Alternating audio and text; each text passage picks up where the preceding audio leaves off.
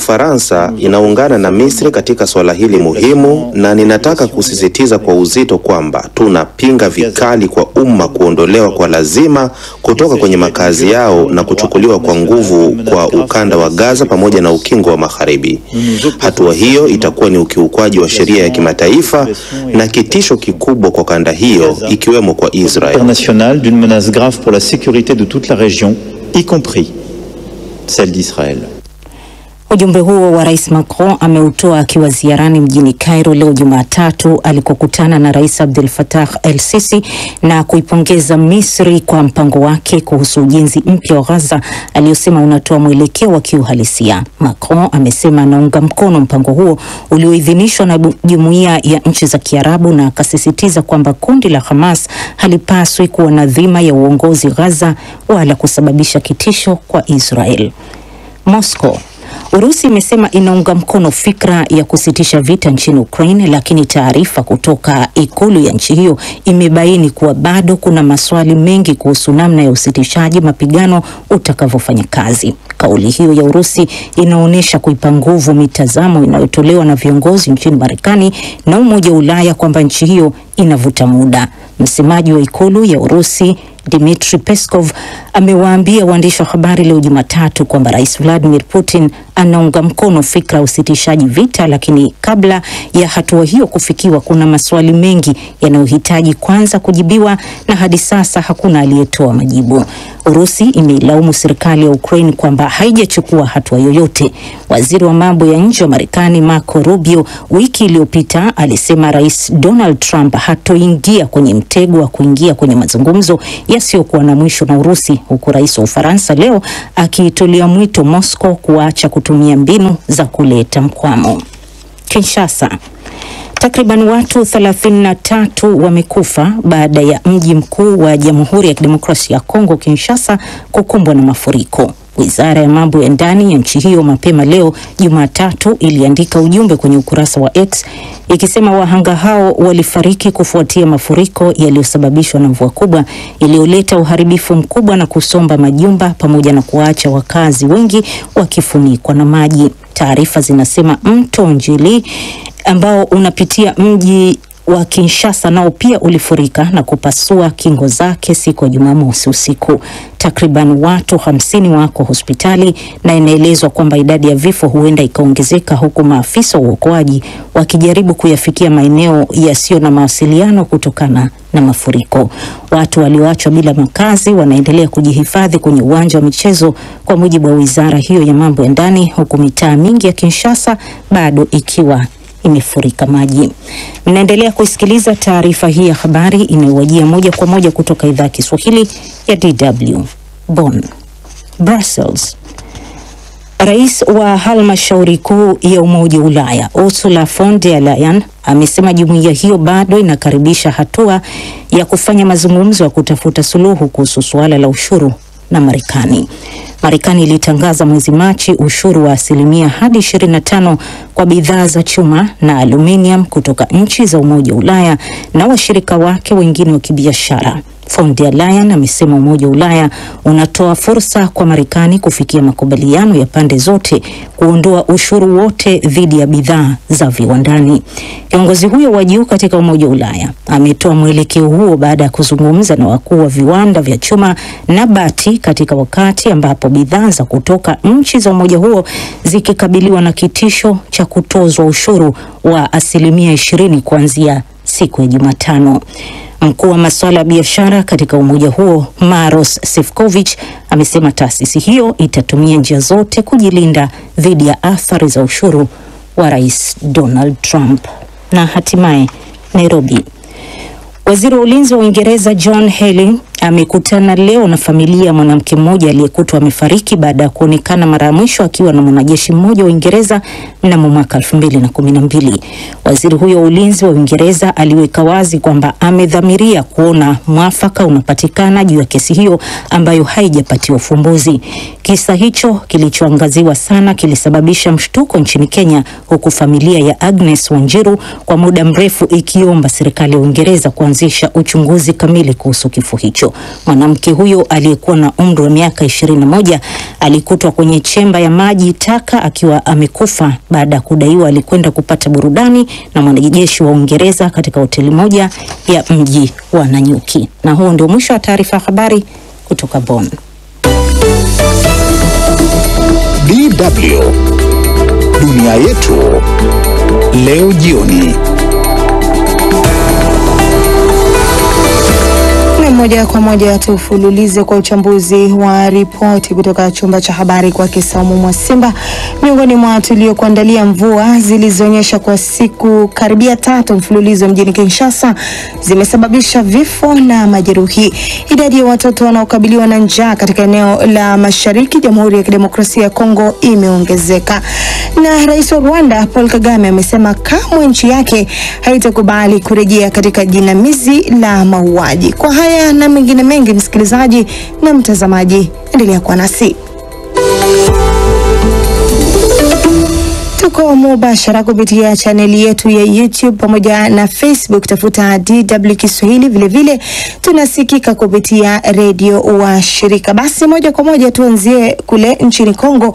Mvua zilizonyesha kwa karibia siku 3 mfululizo mjini Kinshasa zimesababisha vifo vya watu 33 na wengine 46 wakiwa wamejeruhiwa. Hayo ni kwa mujibu wa waziri wa mambo ya ndani wa Jamhuri ya Kidemokrasia ya Kongo. Kutoka Kinshasa, John Kanyunyu na ripoti kamili.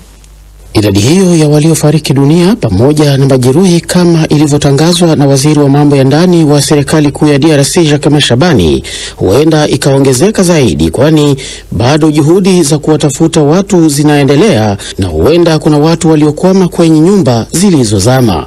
Serikali ya Kongo imetayarisha nafasi mbalimbali kwa ajili ya kuhifadhi mamia ya raia ambayo nyumba zao zimezama na wengine ambao nyumba zao zimeporomoka kutokana na maporomoko ya ardhi, kama anavyosema hapa waziri wa mambo ya ndani Jacques Shabani akitupatia matokeo ya awali ya mafuriko. Nous avons connu des dégâts assez Tumeshuhudia athari nyingi kwenye barabara nambari 1 na pia miporomoko ya ardhi ambayo ilichukua nyumba kadhaa na iliyosababisha vifo vya watu pamoja na majeruhi wengi.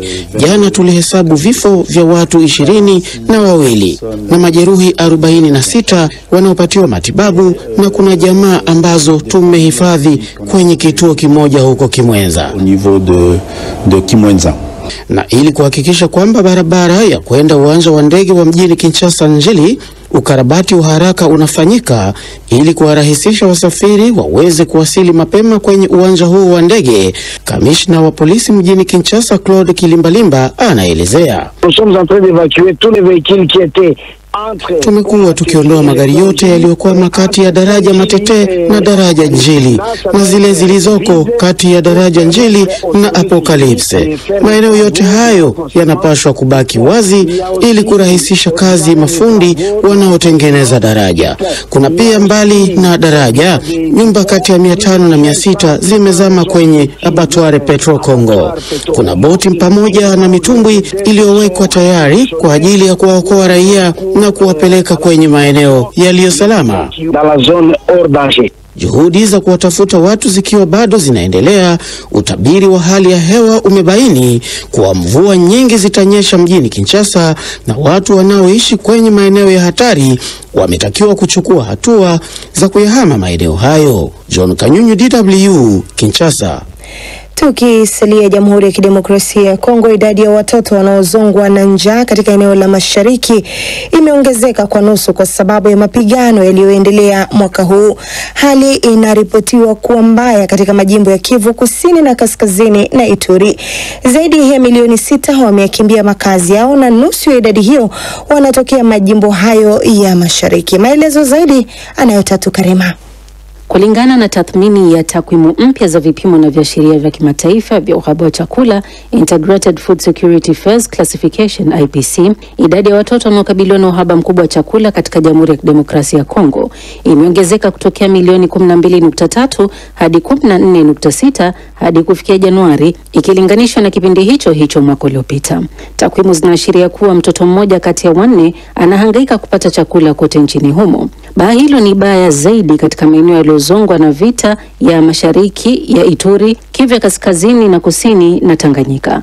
Utafiti wa shirika la watoto la Save the Children umebaini kuwa idadi ya watoto walioathirika imeongezeka kwa asilimia 47 ikilinganishwa na kipindi hicho cha Januari hadi Juni mwaka uliopita wa 2024. Chanzo cha kusababisha hali hiyo ni vita vinavyoendelea, kadhalika mapambano ya moja kwa moja tangu mwanzoni mwa mwaka. Shelley Takral ni msemaji wa mpango wa chakula wa Umoja wa Mataifa WFP katika Jamhuri ya Kidemokrasia ya Kongo, na anasisitiza kuwa hali inatisha.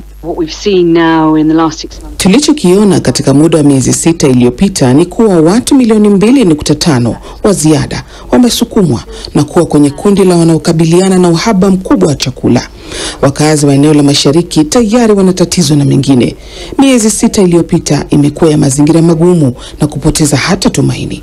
Ongezeko la bei za vyakula linawahatarisha zaidi wanawake na watoto. Aghalabu wanyonge ndio wanaumia zaidi. Familia ambazo zimekuwa zikihangaika kupata chakula sasa zinakabiliana na ugumu na uhalisia mpya.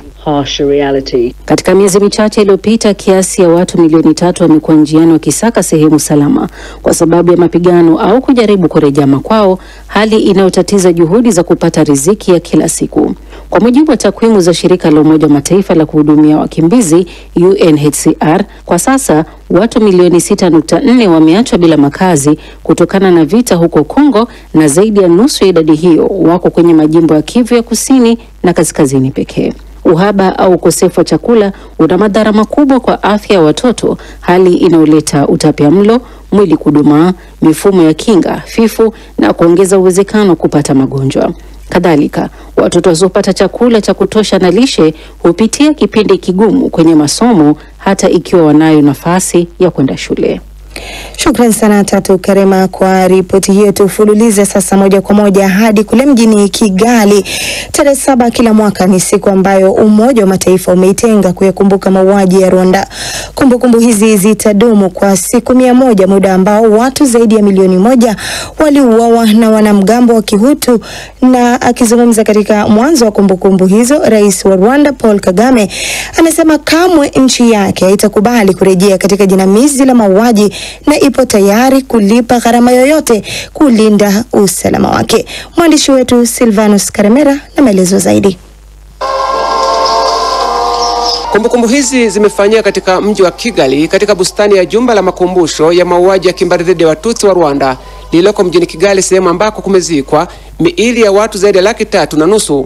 Na moja kwa moja Rais Kagame akiwa na mke wake Janet Kagame wakawasha mshumaa wa matumaini na ambao utawaka hadi mwezi wa 7 ambako zitakuwa zimetimia siku 100, muda ambao mauaji hayo yalidumu na kuchukua maisha ya watu zaidi ya milioni 1. Fredi Mutanguha ni mmoja wa manusura aliyetoa ushuhuda wa jinsi alivyonusulika. Washambuliaji walikuwa akija kutua, mtu aliyekuwa ametuficha anawapa pesa na wanarudi, lakini ilifika hatua ile pesa ikaisha na akatuomba tuondoke kwake. Mimi na dada yangu tuliamua kuondoka usiku na kuingia polini ambapo tuliachana kila mmoja kivyake. Wakati huo ilielekea kufikia mwezi wa 7 na mimi sikujua kama sehemu kubwa ya nchi ilikuwa imeshakombolewa na wapiganaji wa RPF. Akizungumza katika hotuba yake kwa viongozi wa serikali, wanadiplomasia na Wanyarwanda kwa ujumla, hotuba ambayo ilirushwa moja kwa moja kupitia redio na televisheni ya taifa pamoja na mitandao ya kijamii nchini Rwanda, Rais Kagame bila kutaja jina la nchi ameshambulia mataifa ya kigeni ambaye ameharibu eneo la maziwa makuu kupitia wale ambao yeye amewataja kama viongozi wajinga. Halafu una viongozi wajinga na ambao wanatumiwa kama vibaraka wao kuiba rasilimali za nchi zao ambazo wangezitumia kuleta maendeleo ya wananchi wao na kuwaendeleza.